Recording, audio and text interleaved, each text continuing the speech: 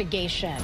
You may have noticed how the number of solar farms all across our state increased greatly in the past few years. If a developer wants to build one in your community, who gets the final say? And right now, local communities and governments are not the ones making the decision. Several towns across the state are calling for that to change. Your consumer investigative reporter, Cassidy Williams, is joining us now to explain. Cassidy. Well, Connecticut has greatly increased its solar energy output in the last few years. Since 2019, state data shows it's increased 123%.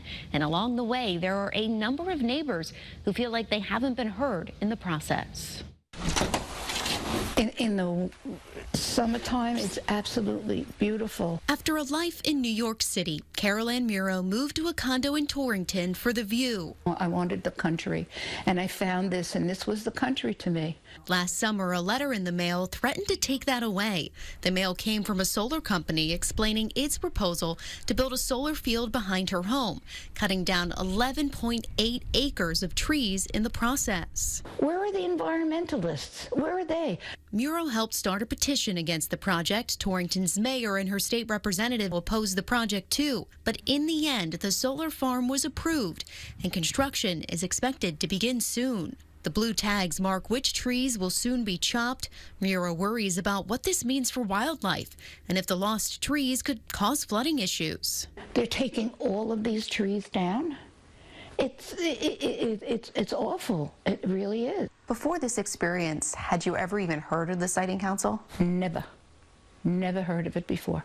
The Siting Council is responsible for basically the review and approval process for basically solar facilities over a certain size. Ellen Katz is the chair of the Connecticut Siting Council. She was appointed by the governor and confirmed by the state Senate in April.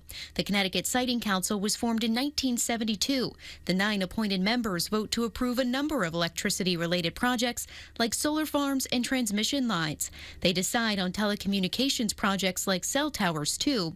How it works is if someone wants to build a project, they submit an application to the Siting Council.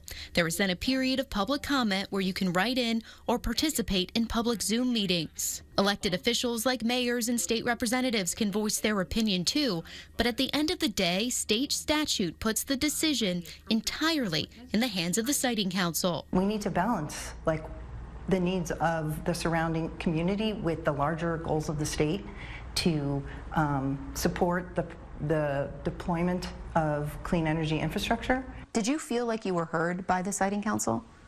No, we weren't heard as far as I'm concerned. Muro says she wrote to the Siting Council, as did other neighbors, and she isn't the only one feeling like the current system is off balance. In Enfield, the town recently fought against a proposed solar project on this farmland right off of Town Farm Road.